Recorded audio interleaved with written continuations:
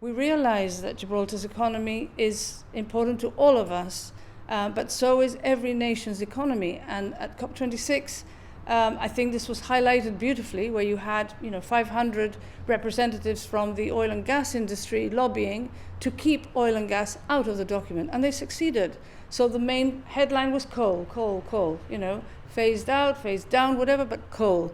Nevertheless, there were green flags, if you like, coming out because reforestation, there were aspects of the conference that were very, very important. Things that perhaps don't affect us. But what affects Gibraltar, as well as protecting our conservation and public health, is that we trade in oil. And we know that oil use, fossil fuel use, is also killing the planet and killing and making it potentially uninhabitable. Going into the future, it already is for some, low-lying countries.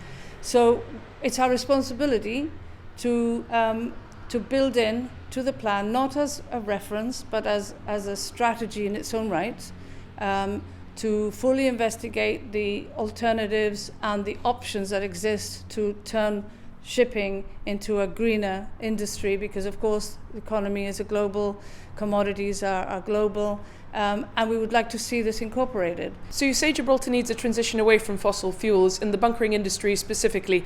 The government has said that Gibraltar's influence on the bunkering and aviation industries is minimal, and of course bunkering is a pillar of Gibraltar's economy. So what practical alternatives does the ESG propose for the industry? Well, we just seen the maritime conference held in Gibraltar, and we did issue a statement at the time. There was some references made by the minister about how using gas instead of diesel and that would improve things. But we believe that there is more being done in the global stage on shipping by different MARPOL and other shipping entities who are trying to use technology to ensure that more vessels are incorporating this technology. There is a diverse amount of fuels that could be used. And so if more, for example, if regionally the countries agreed to ensure that the ships that are serviced in the area are subscribing to such standards, then already that kind of pressure could help influence change and accelerate the pace of change, because with shipping and it being global, any change takes ages, and so it has to be collective perhaps in Gibraltar, but we need to see the language of that. If you sit down and start researching what is going on out there in terms of shipping and in terms of greening up and the recognition that a lot of countries are giving this issue, we want to see Gibraltar also do that. And the Environmental Safety Group has also raised concerns about the enforcement of the climate strategy. So how would you like to see this rolled out? There's a lot of things to think about and a lot of information and a lot of different views, of course. But, we'd like public sort of government accountability to the public about how they are rolling this out. So this could take lots of different forms, I think. They have citizens charters or citizens groups, climate groups in the UK.